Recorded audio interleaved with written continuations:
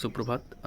আমরা আজকে যে ভিডিওটা নিয়ে এসেছি সেটা হচ্ছে মালচিংয়ের পর আপনারা কি সারগুলো সংগ্রহ করে রাখবেন। মালচিংয়ে তো মাটি দিয়ে দিয়েছেন, তবে এরপরে কি সার আপনারা সংগ্রহ করে রাখবেন, যেটা পরবর্তী ক্ষেত্রে গাছে অ্যাপ্লাই করতে হবে। ঠিক আছে, সেইগুলো একটু সংগ্রহ করে রাখুন। আমি দেখিয়ে দিচ্ছি, দেখুন। প্রথমে আপনারা এইটা দেখুন, NPK 15-15-30, এটা একটা লাগবে আপনাদের। আর একটা লাগবে হচ্ছে NPK 17-10-27। ঠিক আছে, আর একটা জিনিস লাগছে, সেটা হচ্ছে রেক্সোলিন CSK মাইক্রোনিউট্রিয়েন্ট। ঠিক আছে, এই তিনটে জিনিসই আমি কালেক্ট করেছি PR agro Nutri private limited একটা কোম্পানি থেকে, অনলাইন আমি নিয়ে এসেছি।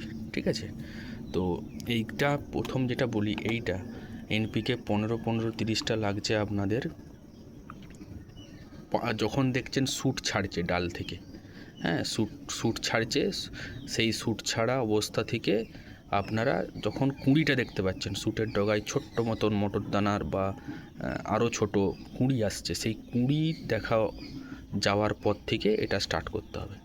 ঠিক আছে, আর এইটা আপনারা স্টার্ট করছেন ওই কুঁড়িতে কালার যতদিন না আসছে ততদিন পর্যন্ত। ঠিক আছে, তাহলে 15-15-30 আপনারা ব্যবহার করছেন যতক্ষণ শ্যুট ছাড়ছে, কচি কচি ডগা ছাড়ছে, এবং সেই ডগাতে যতক্ষণ না পর্যন্ত ছোট্ট কুঁড়ি আসছে ততদিন পর্যন্তই 15-15-30। আর এই 17-10-27 ওই কুঁড়িটাতে যতক্ষণ পর্যন্ত না কালারটা দেখা যাচ্ছে ফুলের, ততক্ষণ পর্যন্ত। আর মাইক্রোনিউট্রিয়েন্টটা আপনারা একদিন অন্তর অন্তর কি দুদিন অন্তর অন্তর, গাছের যেমন স্ট্রেংথ, বড় গাছের ক্ষেত্রে একদিন অন্তর অন্তর, এবং ছোট গাছের ক্ষেত্রে 2-3 দিন অন্তর অন্তর এটা দিতে হবে। আর এই প্রত্যেকটাই হচ্ছে 1 গ্রাম পার লিটার জলে গুলে। ঠিক আছে, ভালো গাছ করতে গেলে এই তিনটে জিনিস আপনাদের কিন্তু সঙ্গে রাখতে হবে। ভালো গোলাপ যদি চাই শীতে, এই তিনটে জিনিস রাখতে হবে। এই তিনটে জিনিস সমস্ত রোজারিয়ানরা ব্যবহার করে।